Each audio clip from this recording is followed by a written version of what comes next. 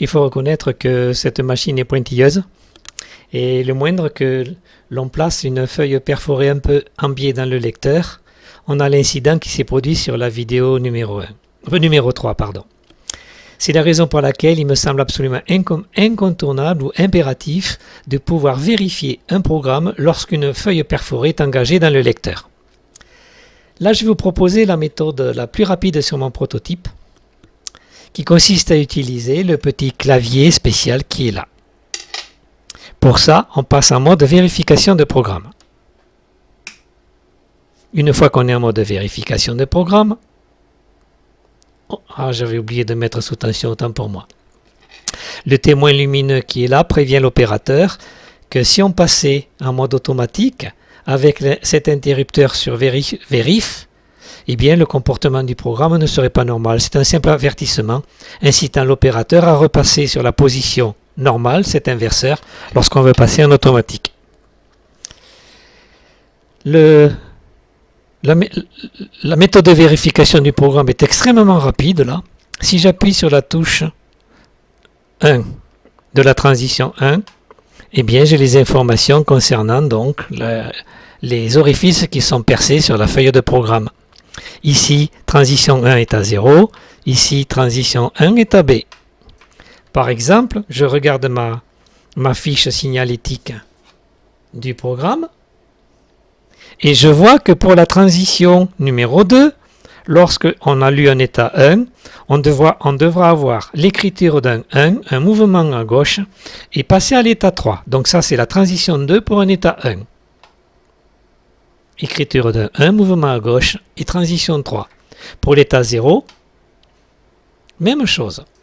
Pour l'état B, uniquement un déplacement à gauche et ainsi de suite. On passe en revue comme ça très rapidement l'intégralité du programme. Si j'appuie sur un bouton et que rien ne s'allume, c'est tout simplement qu'il n'y a aucun trou perforé sur la feuille pour cet état-là de la machine. Toutefois, je doute que les internautes qui se lanceraient dans une telle aventure fabriquent ce clavier, et ça pour plusieurs raisons. Déjà, la fiche mâle qui est sur la machine, 37 points à souder avec des fils à deux côtés, donc le double en soudure. Se fabriquer la fiche mâle ou l'acheter, même 37 soudures. Sur le petit clavier, il faut faire un boîtier, 33 touches avec 2 soudures par touche. C'est un travail absolument considérable, sans tenir compte du coût de ces 33 boutons. Ils sont bien jolis, mais enfin ça a un coût. Aussi, dans la mesure où le microcontrôleur, avec la petite carte Arduino, prévoit une procédure pour vérifier le programme, franchement, je ne pense pas qu'il y aura beaucoup d'internautes qui se lanceront dans la fabrication d'un tel clavier.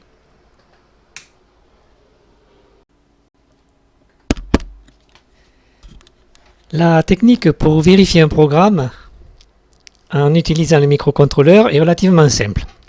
Ici, j'ai utilisé le bouton de l'erreur 2. Une erreur 2, ça veut dire que dans un programme, on a programmé simultanément sur la même ligne deux transitions, ce qui bien entendu serait contradictoire. Et comme ça concerne les transitions, voilà pourquoi, en appuyant sur le bouton numéro 2, suffisamment longtemps, vous allez voir ce témoin va s'allumer.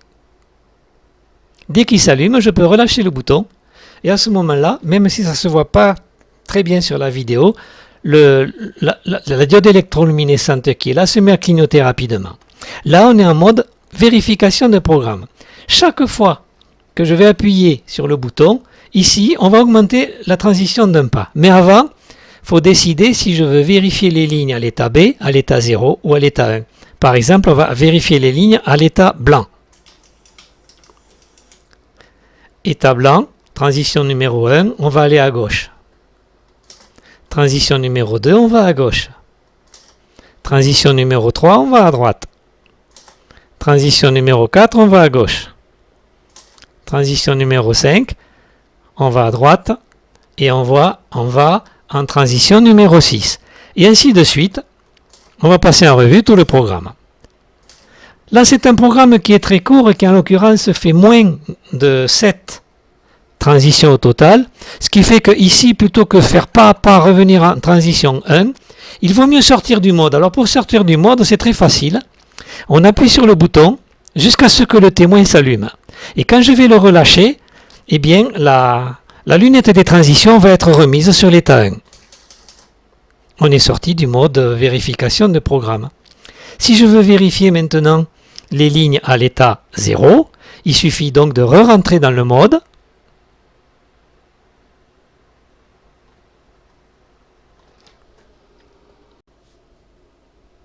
Une fois qu'on est rentré dans le mode, eh bien, on recommence à appuyer sur le bouton.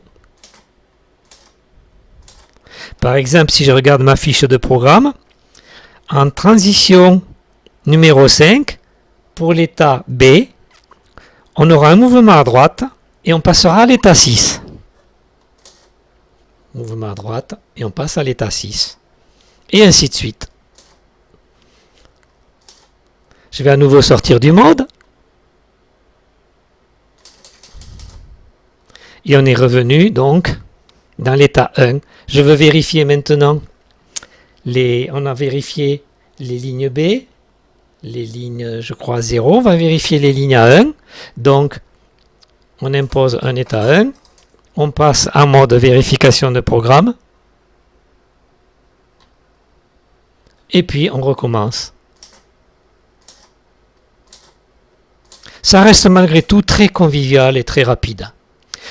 C'est un petit peu plus lent que par la technique du clavier parce que chaque fois, il faut conditionner les états que l'on veut vérifier sur la machine et puis il faut passer par toutes les transitions relatives au programme engagé dans la machine. Pour terminer le mode vérification de programme, eh bien on appuie sur le bouton jusqu'à ce que le témoin s'allume. La machine se remet en l'état et on est prêt pour à nouveau faire fonctionner la machine en automatique.